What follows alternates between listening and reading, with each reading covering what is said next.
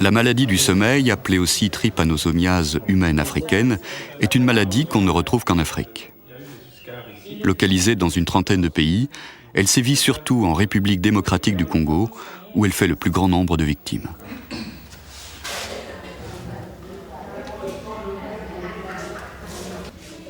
Sikoyo yoki malamu. Yoki mwa malamu.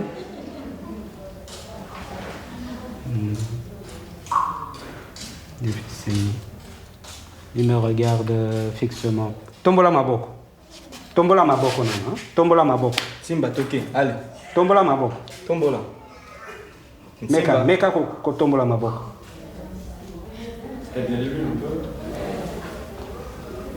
Pesambote. Effectivement, nous étions devant un patient dans un état précomateux. Il n'y avait pas d'expression verbale, il n'y avait pas de mouvement volontaire. Bref, il était pratiquement inconscient. Et nous l'avons soumis sous un traitement de relais. Et le patient s'est réveillé. Donc actuellement, il est capable de suivre du regard et même de répondre par des mouvements à certaines questions simples, comme tendre la main. Mais il est toujours incapable de communiquer verbalement. Une des caractéristiques de la forme de la maladie du sommeil que nous avons dans notre région, ici en Afrique centrale, elle est chronique. C'est la forme chronique. Donc ça peut prendre des mois entre la piqûre et la manifestation des signes cliniques. Et malheureusement, les premiers signes sont trompeurs. Des fièvres irrégulières, ça peut s'arrêter à ça. Et là, alors, vous voyez les personnes qui sont soignées à plusieurs reprises pour malaria, pour autre chose. On pense à la tuberculose avant de penser à la maladie du sommeil. À ce moment-là, vous avez déjà des tremblements, de l'instabilité à la marche et beaucoup d'autres signes neurologiques. Et parfois, c'est un gros trouble du comportement qui permet aux malades de venir dans un centre approprié.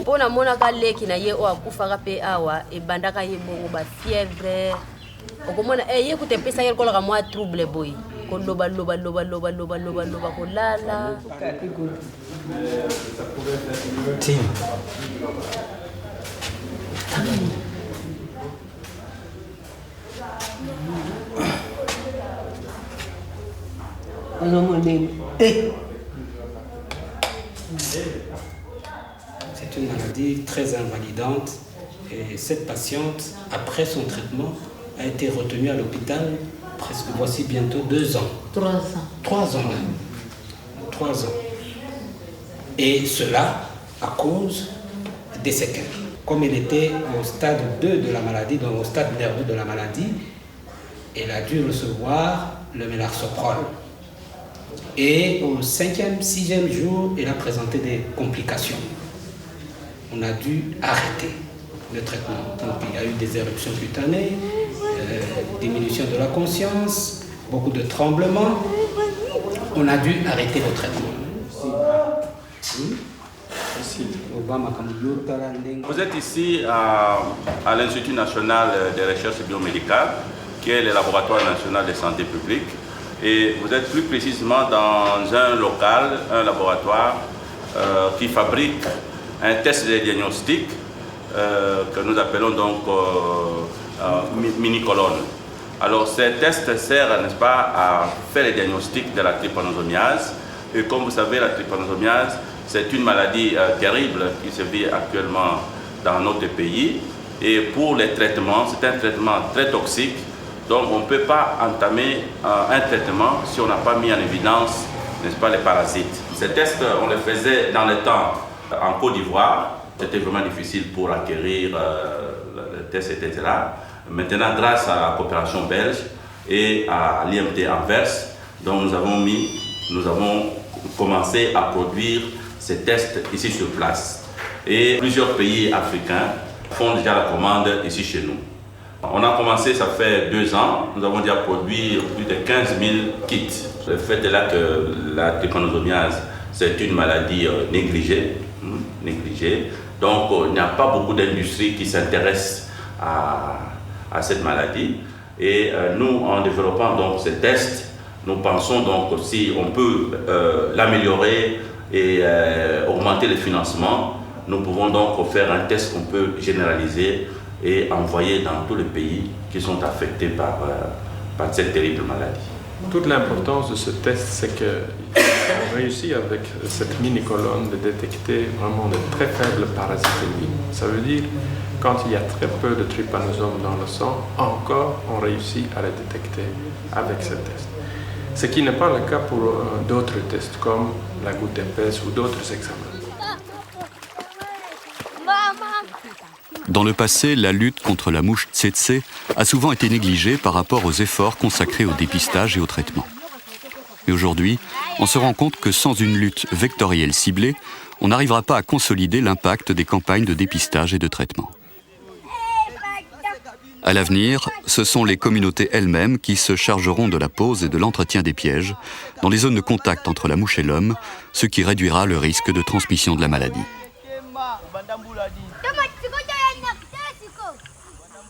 Nous venons souvent poser des pièges ici parce que les enfants habitent le site. Et ici, dans la ferme, il y a les femmes qui viennent puiser de l'eau pour arroser leurs champs. Et de la même occasion, les petits-enfants viennent. D'ailleurs, la preuve, vous voyez, ils viennent ici, ils descendent, ils prennent de l'eau pour arroser. Ces pièges sont très, très importants. Ils relèvent d'une importance capitale parce que ici, la maladie du sommeil dans toute cette vallée de la Lukaya est intensifiée. D'ailleurs, nous avons fait un travail avec le laboratoire vétérinaire. À l'issue, au terme de ce travail, nous avons constaté qu'il y a des mouches qui ont été disséquées et qui sont infectées. Raison pour laquelle nous sommes allés au PNLTA avec la coopération belge qui nous appuie. La preuve palpable est là. Ce sont ces pièges que nous installons dans la vallée, dans des concessions, dans des fermes, à côté des maisons et des puits d'eau. Ce sont des lieux qui sont indispensables pour nous où nous devons poser les pièges. Il y a une mouche d'ailleurs qui vient justement, qui voulait m'attaquer. Mais heureusement que le piège est là. Voilà, la mouche est dedans. Voilà, elle est là. Le danger, c'est quoi? C'est quand elle est infectée, et si elle me pique, maintenant, elle peut me transmettre la maladie du sommeil. Donc, je ne peux que remercier la coopération belge qui vraiment nous aide beaucoup pour cet appui.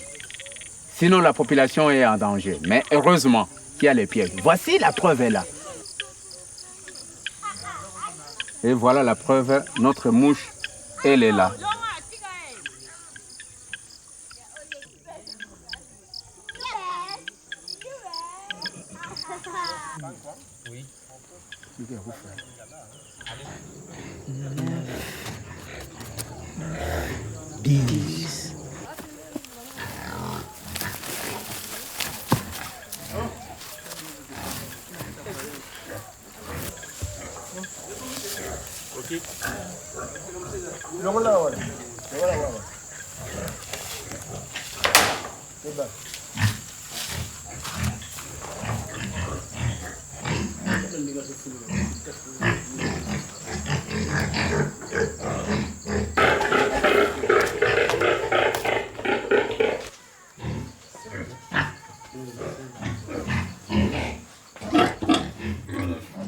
Donc nos relations avec la Belgique datent d'avant l'indépendance.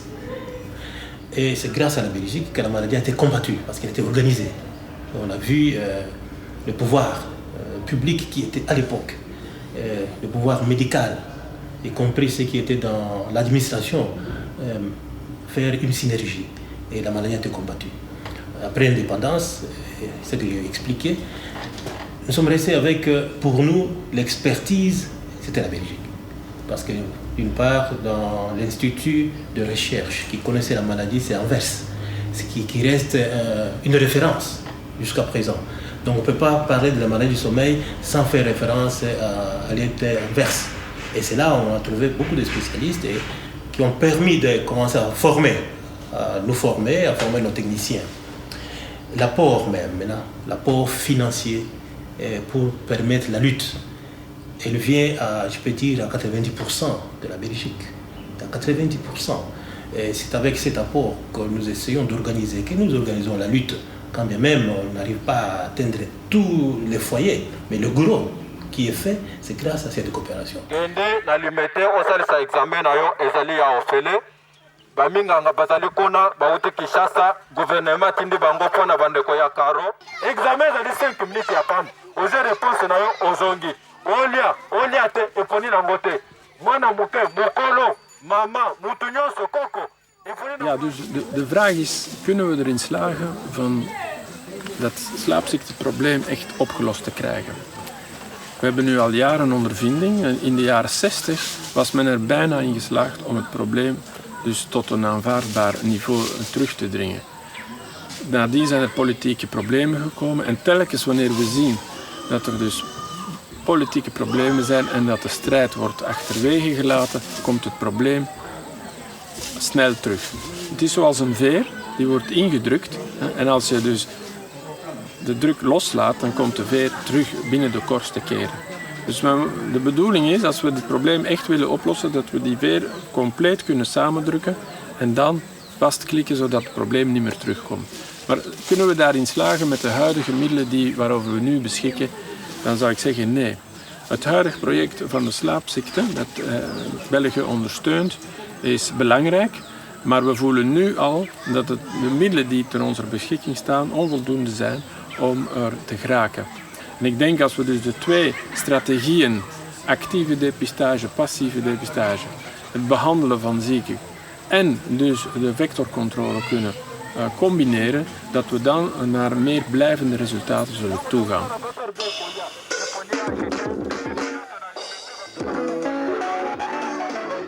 La maladie du sommeil fait partie de ces maladies qu'on dit oubliées. Les populations rurales, qui en sont les principales victimes, sont pauvres et ne représentent pas un marché intéressant pour les firmes pharmaceutiques. Faisant figure d'exception, un accord intervenu entre l'OMS et la firme Aventis permet d'assurer depuis 2001 l'accès gratuit aux médicaments et de diminuer ainsi la propagation de la maladie. L'Institut de médecine tropicale suisse et le DNDi, l'initiative sur les médicaments pour les maladies négligées, mènent des recherches pour développer des médicaments plus efficaces et moins toxiques. La coopération technique belge apporte sa contribution en appuyant les programmes nationaux de lutte contre la maladie du sommeil de la République démocratique du Congo, de l'Angola et du Congo-Brazzaville.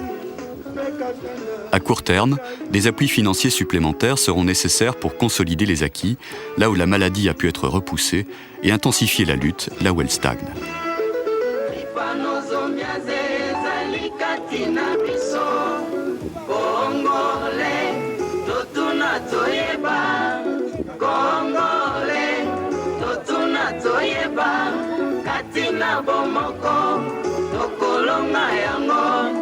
Topesa bana la biso, bomo imolai.